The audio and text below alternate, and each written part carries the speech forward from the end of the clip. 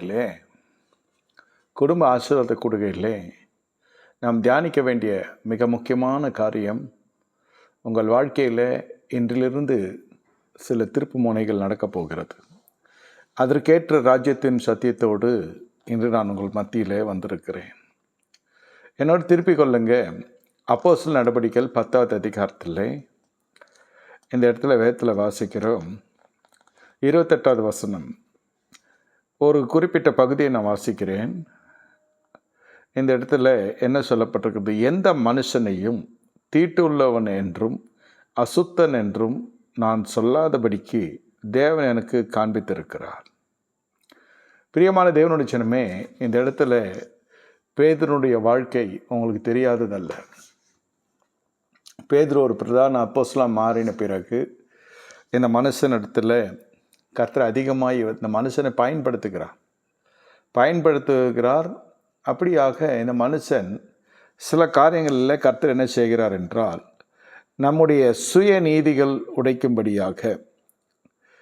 அப்பொழுது 14வது வசனம் நீங்கள் பார்த்தீர்கள் என்றால், கர்த்தர் சொல்கிறார், அடித்து புசி என்று ஒரு சத்தம் கேட்டது. அப்பொழுது இந்த மனுஷன் என்ன சொல்லுகிறான்? அப்படியெல்லாம் ஆண்டவரே, தீட்டும் அசுத்தமாக இருக்கிற யார்தொன்றையும் நான் ஒரு நாளும் புசித்ததில்லை என்றான். தேவன் சுத்தமாக்கினவைகளை நீ தீட்டாக எண்ணாதே என்று 2ஆம் தரம் சத்தம் ஒன்று கேட்டது. 3ஆம் தரமும் அப்படியே உண்டாயிற்று. அந்த கூடு திரும்ப வானத்துக்கு எடுத்து கொள்ளப்பட்டது. பிரியமான தேவனுடைய ஜனமே, இந்த நாளிலே ஆசீர்வதிக்கப்பட்ட இந்த குடும்ப ஆசீர்வாத கூடுகையில் கர்த்தருடைய வெளிப்பாடு என்னவென்று கேட்டால், சில ஜனங்களை நாம் தீட்டுள்ளதாக அவர்களை நாம் பார்க்கிறோம். நம்முடைய பழக்க வழக்கங்கள், நம்முடைய குடும்ப பின்னணிகள், நம்முடைய கலாச்சாரங்கள், நம்முடைய பல காரியங்கள், பொருளாதார நிர்வாகம் முதல் கொண்டு, குடும்பம் நடத்துகிற விதம் முதல் கொண்டு, உடை, உணவு, நாகரிகம், கலாச்சாரம், பேச்சு, சம்பாஷணைகள், பொருளாதாரம், கொடுக்கல் வாங்கல், சமூக கீர்த்தி, இவை அனைத்தையும் வைத்து ஒன்று நம்ம காட்டில் மேலே இருக்கிற ஜனங்களுக்கு கீழே ஒட்ட பார்ப்போம். நம்ம விட கீழே இருக்கிற ஜனங்களுக்கும் நம்ம என்ன செய்வோம்? விலகி கொள்ள பார்ப்போம். இந்த இடத்துல தேவனுடைய வார்த்தை தெள்ளன் தெளிவாய் சொல்லுகிறது, எந்த மனுஷனையும் தீட்டுள்ளவன் என்றும் அசுத்தம் உள்ளவன் என்றும் நான் சொல்லாதபடிக்கு தேவன் எனக்கு காண்பித்திருக்கிறார். இந்த மனுஷன் யூதர்களுக்கு மட்டும்தான் பணிவிடை செய்வேன் என்று சொல்லி சுற்றி கொண்டிருந்த காலம் அது. கொர்நேலியு எனப்பட்ட கொர்நேலியுவினால் அனுப்பப்பட்ட மனுஷன் சீமோன் வீட்டை விசாரித்து வாசல் பண்ணிருக்கையில் கர்த்தர் சொல்லுகிறார், அந்த 3 மனுஷர்கள் தேடுகிறாங்க, நீ சந்தேகப்படாமல் அவர்களோடு கொடுப்போ, நான் அவர்களை அனுப்பினேன் என்று கர்த்தர் சொல்லுகிறார். கொர்நேலியு என்ற மனுஷன் ஒரு நீதிமான், தேவனுக்கு பயந்த மனுஷன். இந்த மனுஷனை குறித்து வேதம் 10வது அதிகாரத்தில் 1வது வருஷம் சொல்லப்படுகிறது. தன் வீட்டார் அனைவரோடும் தேவனுக்கு பயங்கரமாக இருந்து ஜனங்களுக்கு மிகுந்த தர்மங்களை செய்து எப்போதும் தேவனுக்கு ஜெபம் பண்ணி கொண்டிருக்கிறான். இப்படியாக இந்த மனுஷனுடைய வாழ்க்கையில் பரிசுத்த ஆவி இல்லை, ஆனால் ஜெபம் போய் கொண்டிருக்கிறது. நீதிமானான வாழ்க்கை வாழ்ந்து கொண்டிருக்கிறான். தன் வீட்டார் அனைவரோடும் கூட இருக்கிறான். தேவ பக்தி உள்ளவனுடைய வாழ்க்கையில் காணப்படுகிற காரியம். என்னை கேட்டுக்கொண்டிருக்க தேவனுடைய ஜனமே, இந்த இடத்துல ரொம்ப நெட்பமான பகுதி என்னவென்று கேட்டால், ஒன்று பேதுருவுக்கு ஒரு காரியம் வருகிறது. எந்த மனுஷனும் தீட்டுள்ளவனை எண்ணக்கூடாது, அசுத்தம் என்றவனை எண்ணக்கூடாது, நான் சொல்லாதபடிக்கு தேவன் எனக்கு காண்பித்தரலன்னு தரிசனம். இன்னொன்று, சபையார் கற்றுக்கொள்ள வேண்டிய சில காரியங்கள் என்னவென்று கேட்டால், இந்த இடத்துல வேதம் சொல்லுகிறது, அவன் தேவ பக்தி உள்ளவனும் தன் வீட்டார் அனைவரோடும் தேவனுக்கு பயந்துடமாக இருந்து ஜனங்களுக்கு மிகுந்த தர்மங்களை செய்து எப்போதும் தேவன் நோக்கி ஜெபம் பண்ணி கொண்டிருக்கிறான். இந்த இடத்துல நீங்கள் வீட்டார் அனைவரோடும் என்ற வார்த்தை இந்த 2வது வசனத்திலும் 10வது அதிகாரம் அப்போஸ்தலர் நடபடிக்கைகள் 2வது வசனத்தில் அந்த வார்த்தையும், அதே சமயத்தில் 28வது வசனத்தில் இந்த வசனமும் நீங்கள் கூட்டி கழித்து பார்த்தீர்கள் என்று சொன்னால், எந்த மனுஷனும் அசுத்தமுள்ள என்று தீர்மானிக்கக்கூடாது, தீட்டுள்ளவன் என்று நம்ம பார்க்கக்கூடாது. கர்த்தர் எல்லாருக்கும் கர்த்தராக இருக்கிறார். எல்லாருக்காக ஒரு பூமியில் ரத்தம் சிந்தினார். இந்த இடத்துல நல்லா நீங்கள் புரிந்து கொள்வீர்கள்னு சொன்னால், ஒரு ஊழியம் வேறு ஒன்றும் இல்லை. தேவ நோக்கம், தேவ திட்டம் என்னென்று கேட்டால், அவர்கள் பரிசுத்த ஆவி பெறவில்லை, ஆனால் மற்ற காரியங்களெல்லாம் இருக்கிறது. இந்த இடத்துல நம்ம யோசிக்கணும். வீட்டார் அனைவரோடும் என்று சொன்னால், இந்த வீட்டாரால் சில சமயத்தில் தேவ பக்தி கெடுக்கப்படுகிறதை நாம் தியானித்திருக்கிறோம், நான் பிரசங்கித்திருக்கிறேன், போதித்திருக்கிறேன், அவங்களுக்கு தெரியாததல்ல. ஆனால் வீட்டாருனால நமக்கு பெரிய பிரச்சனைகள் தான் வந்திருக்கிறது. வேதம் சொல்லுகிறது, உன் சொந்த வீட்டார் உன் சத்துருக்கள் இருக்கிறாங்க, தாய்க்கும் மகளுக்கு நடுவில் அக்கினியை போட வேண்டிய அக்கினி வேத வசனம் குறிக்கிறது. ஒன்று பின்னும் ஒன்று பெரிய ஒரு கோளாறுகள் வரும். நம்ம மாம்சம் ஒன்று செய்யும், ஆவி ஒன்று விரும்பும். இப்படியாக போய் இந்த மறுபடியும் பிறந்த அனுபவத்துக்குள்ளே வருகிறவர்களுக்கு முதல்ல இந்த வீட்டார் அனைவரோடு கூட ஒத்துப்போக முடியாத ஒரு சூழ்நிலை வந்துவிடும். ரட்சிக்கப்பட்டிருந்தாலும் சொல்கிறேன். ஆனால் ராஜ்யத்தினுடைய ஒரு சுபாவத்தில் ராஜ்யத்தினுடைய சட்டத்திட்டங்கள், கிங்டம் லாஸ், இது நீங்கள் அறிந்தால்தான் உங்களுடைய வாழ்க்கையில் செழிப்பு காணப்படும். செழிப்பு என்றால் பணம் அல்ல, மனம். ஆத்மா வாழ்வது போல் எல்லாவற்றிலும் வாழ்ந்து நீங்கள் சுகமாக இருக்க வேண்டும். இந்த இடத்துல வீட்டார் அனைவரோடு என்று சொன்னால் இந்த இடத்துல கொஞ்சம் கஷ்டமான காரியம். நீங்கள் தனிப்பட்ட தேவபக்தியுடைய இருப்பீர்கள் சொன்னால் தனிப்பட்ட விதத்தில் இருக்கலாம். வீட்டார் அனைவரோடு கூட சேர்ந்து ஒருமித்து நீங்கள் வாசம் செய்து தேவனை உயர்த்துகிறது என்பது கூடாத காரியம் என்று சொல்லுவார்கள். அது நடைமுறையில் வந்து கொண்டிருக்கிறது.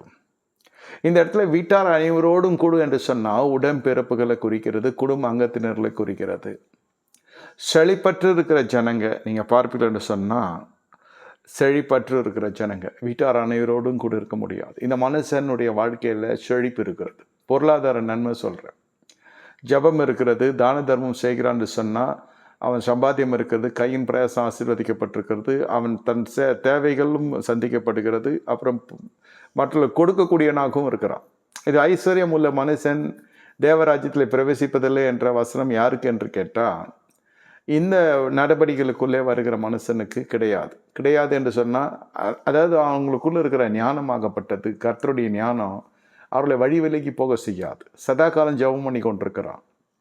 இந்த மனுஷன் பரிசுத்தாய் பெறல, ஆனால் தேவத்துடன் தேடி வருகிறான். பாருங்கள், குணாதிசயம், certain characteristics of the individual will attract heaven. இங்கே ட்ரெஸ்ஸுக்கு எல்லாம் எழுதலை, இந்த வஸ்திரம் போட்டாதான்லாம் இல்லை, புதிய ஏற்பாட்டிலே சொல்கிறேன். பரிசுத்தாவி கூட பெறல, ஆனால் தேவன் பார்க்கிறார், இந்த பரிசுத்தாவி மட்டும்தான் இந்த மனுஷனுக்கு இன்னும் தேவையாக இருக்கிறது. அதை அனுப்புவதற்கு சரியான ஒரு ஊழியக்காரனை கர்த்தர் அனுப்புகிறார். நல்லா புரிந்து கொள்ளுங்கள். பரிசுத்தாவி எங்கெங்கெல்லாம் பேசப்படுகிறாரோ அங்கெல்லாம் தேடி போன ஒரு காலம் உண்டு. நான் சொல்கிறேன், என்ன சொல்கிறேன். ஆனால் நீங்கள் நம்ப மாட்டீங்க, இதே வீட்டில் நான் மாடியில் பரிசுத்தாவின் அபிஷேகத்தை பெற்றேன். இப்போ ஆலயம் நடந்து கொண்டிருக்கிறதுல நான் அக்கினி அபிஷேகத்தை பெற்றேன். இப்போ ஆலயம் நடந்து கொண்டிருக்கிற இதே இடத்துல நான் சிறுவையின் தரிசனத்தையும் பெற்றேன். அப்போ இது 2 டபுள் பெட்ரூம் வீடு, 850 ஸ்கொயர் ஃபீட் கொண்ட ஒரு கவர்மெண்ட் சர்வெண்ட் வீடு. எங்கள் அப்பா சொல்கிறேன், அதெல்லாம் இடிச்சுட்டு தான் இப்போ ஆலயம் கட்டியிருக்கோம். எங்கும் நீங்கள் ஓட வேண்டியதில்லை, அபிஷேகம் உங்களை தேடி வரும், சத்தியம்தான். ஆனால் நம்முடைய வாழ்க்கையில் அதற்கேற்ற ஒரு அஸ்திபாரமாய் நம்முடைய வாழ்க்கை காணப்பட வேண்டும். அதுதான் நாம் புரிந்து கொள்ள வேண்டிய ஒரு காரியம். இந்த இடத்துல வீட்டார் அனைவரோடும் கூடு என்று சொல்லுகிற பொழுது அந்த மனுஷனுடைய ஜபம் அந்த ஜனங்களை சந்தித்திருக்கிறது. எல்லாராலும் வீட்டார் அனைவரோடு கூட ஒத்துப்போகிறது கஷ்டம். ஏனென்றால் சில உறவுகளுக்கு நம்முடைய இருதயத்தில் இடம் கொடுக்கிற பொழுது இன்னொரு உறவு கசக்க ஆரம்பிக்கும். இது நடைமுறை. இது காதல் திருமணம் அது மட்டும் நான் சொல்லலை. நான் சொல்கிறது, ஏதோ ஒரு மனுஷனை நீங்கள் நேசிக்கிறீங்க அல்லது ஏதோ ஒரு உறவுகளை நீங்கள் விரும்புகிறீங்கன்னா இன்னொரு உறவுக்கு கோபம் வந்துடும். அதை ஸ்திரப்படுத்தி சரிசமமாக எடுத்துக்கொண்டு போகிறது தான் தேவ ஞானம். தாய் வீட்டை, அதாவது ஒரு புருஷனை சொல்கிறேன், பெற்றவர்களை நீங்கள் கனப்படுத்தினீங்கன்னா நல்லது தான், வரவேற்குது வேதம். அதே சமயத்தில் இந்த மனைவியினுடைய பொறாமையை சம்பாதிக்காத அளவுக்கு இருக்கணும், மனைவியை சிரமப்படுத்தாதபடியும் இருக்கணும். Need balance. இது முக்கியமான உறவு. ஃபர்ஸ்ட் ஹாஃபு, செகண்ட் ஹாஃபு அது ரொம்ப முக்கியமான உறவு. இவங்க இல்லாமல் அவங்க வரல, அப்போ உங்கள் பையனை நீங்களே வச்சுக்கோங்க, நான் அம்மா கோச்சு அம்மா வீட்டுக்கு போகுது இல்லையா, நடக்குதா இல்லையா? இதெல்லாம் யார் ஸ்திரப்படுத்தணும்னு கேட்டால் அந்த குடும்ப தலைவன் அல்லது புருஷன் அல்லது அந்த ஆண், அவன் அதை ஸ்திரப்படுத்தணும். வீட்டார் அனைவரோடு கூட இருந்தால் தான் நீங்கள் தான தர்மம் செய்கிற அளவிற்கு உங்களுடைய கரம் உயர்த்தப்படும். இதை அறிந்து தான் என்ன நடக்கிறது என்று கேட்டால், ஆபிரகாம் வீட்டில் இந்த இடத்துல பெரிய பிரச்சனை ஆயிடுச்சு. தேவனை அழைத்து கொண்டு வர சொல்லாத ஒரு உறவு லோத்து. அவனை அழைத்து கொண்டு வந்து பணத்துக்கு பணம் போனது, அலைச்சலுக்கு அலைச்சலானது. இது வீட்டார் அனைவரோடும்னாக்கா இது இது இல்லை வீட்டார். அதுதான் சொல்ல வரேன். உணர்ச்சி வசப்பட்டு எதையாவது ஒரு நபரை கொண்டு வருகிற பொழுது, வாழ்க்கைக்குள்ளும் சரி வீட்டுக்குள்ளும் சரி, உணர்ச்சி வசப்பட்டு சுயநீதியின் அடிப்படையில் யாரையாவது கொண்டு வருவீர்கள் என்றால் அது பெரிய பிரச்சனையாயிடும். பெரிய பிரச்சனையாயிடும். பெரிய அளவில் அது நம்ம அவமானப்படத்தக்கதாக, பொருளாதாரம் மட்டும் இல்லை, தேவையில்லாத யுத்தம் தானே ஆபிரகாமுக்கு. சோதம் குமர ராஜாக்கள் இடத்துல யுத்தம் செய்ய வேண்டிய அவசியமே கிடையாது. இந்த லோத்து சகோதரனுடைய குமாரன், ஒரு வாலிபர்கள் பிரச்சனை எடுத்து வராங்க. ஆம்பளை பசங்க பொம்பளை பசங்கன்னு இல்லை, 2 பேருமே இந்த வாலிப வயசில் ஏதாவது ஒரு பிரச்சனை வீட்டுக்கு கொண்டு வருவாங்க. பிரச்சனைகள் தானே வீடு தேடி வரும், பொண்ணாக இருக்கட்டும் ஆணாக இருக்கட்டும். அதை எப்படி சரி செய்யறதுன்றால் பெற்றோருடைய கடமை தவிர, இதனால் பிள்ளைகளை படிப்புட்டு நிறுத்தக்கூடாது, அவங்க மனசை துன்பப்படுத்துகிற மாதிரி பேசக்கூடாது. இதெல்லாம் புரிஞ்சுக்கணும். இந்த புதிய ஏற்பாட்டிலே சொல்லப்படுகிற காரியம் வீட்டார் அனைவரோடும், அது கர்த்தருடைய பார்வைக்கு பொல்லாப்பு இல்லை, நல்லது. வீட்டார் அனைவரோடும், நான் என் வீட்டாரும் கர்த்தரே சேவிப்போம். கர்த்தராக இயேசு கிறிஸ்துவை விசுவாசி, நீயும் வீட்டார் ரட்சிக்கப்படுவீர்கள். கர்த்தருடைய வார்த்தையெல்லாம் நீங்கள் பிரித்தெடுக்கப்பட்ட வாழ்க்கையில் வீட்டாருக்குள்ளே நீங்கள் பிரித்தெடுக்கப்படுகிற வாழ்க்கை வாழ்கிற பொழுதே பரிசுத்தாவினுடைய கனிகள் உள்ளே வரும். பரிசுத்தாவின் கனிகள் உள்ளே வருகிற பொழுது என்ன நடக்கும்னு கேட்டால், உங்கள் வீட்டில் இருக்கிற ஜனங்கள் அவர்களே அறியாமல் உங்களுடைய விசுவாசத்துக்குள்ளே தொடப்படுவாங்க. அதான் கர்த்தராக இயேசு கிறிஸ்து விசுவாசி, நீயும் வீட்டார் ரட்சிக்கப்படுவீர்கள். ஆனால் நீங்கள் கொஞ்சம் கர்த்தரை விட்டு வெளியே போனாலும் இதே ஜனங்கள் உங்களுக்கு சத்துருக்களாக காணப்படுவாங்க. எங்கள் வீட்டில் நடந்த காரியம் தான். 93 ஞானஸ்தானம் எடுத்தேன். அவங்க ஒரு 3 மாதத்தில் எல்லாருமே ஞானஸ்தானம் எடுத்தாங்க. நான் கொஞ்சம் விலக ஆரம்பித்தேன். அவர்கள் எதிரியாக காணப்பட்டு இன்று வரை எதிரியாகிட்டாங்க. கர்த்தரை விட்டு சொல்கிறேன். அப்புறம் ஊழியத்துக்கு வந்தேன், எல்லாம் கர்த்தரை எடுத்து பயன்படுத்துகிறார் எல்லாம் இருந்தால் கூட அந்த இடம் விட்டு கொடுக்கக்கூடாத ஒரு இடம் கர்த்தர். முதல்ல கர்த்தர். தேவனுடைய வார்த்தையின்படி நம்முடைய வாழ்க்கை போகிற பொழுது நமக்கு நியமிக்கப்பட்ட ஜனங்க, அதாவது கர்த்தரால் தீர்மானிக்கப்பட்ட ஜனங்க நம்மோடு கூட பயணப்படுவாங்க. குடும்ப ஜபம் தவறு சொல்ல. இது நீங்கள் பிரயாசம் ஜபத்தில் காட்டுகிறத காட்டணும், கிரியையில் காட்டணும். அங்கே கிரியை தான் மேலே பேசும். எங்கள் ராஜ்யத்தில் ஜபம் எல்லாம் பூமியில் கேட்கப்படும். கிரியைக்காக இந்த ஜபம் பூமியில் எடுக்கப்பட வேண்டும். ஆண்டவரே, ராஜ்யம் மகிமைப்படத்தக்கதா என்னுடைய கிரியைகளை ஆசீர்வதியும். அவ்வளோதான் ஜபம். என் அண்ணன் வரணும், தம்பி வரணும், தாத்தா வரணும், மாமா வரணும், மச்சான் வரணும் இல்லை. பூமியின் கடையந்திரங்களில் இருந்தால் கூட அவருடைய கற்பனைப்படி செய்கிற பொழுது அவர்களை கர்த்தர் கொண்டு வருவார் என்று தான் நிகழ்மையாலே வாசிக்கிறோம். அவர் பயங்கரத்தின் தேவன் என்று வேதம் சொல்லுகிறது. இந்த நாளிலே நம்ம விலாவரியாய் குடும்பத்தில் எப்படி ஆசீர்வாதங்கள் சீர்குலைக்கப்படுகிறது என்பதை நாம் தியானிக்க போகிறோம். என்னை கேட்டுக்கொண்டிருக்க தேவனுடைய ஜனமே, எதனால குடும்பத்தில் ஆசீர்வாதம் சீர்குலைக்கப்படுகிறது?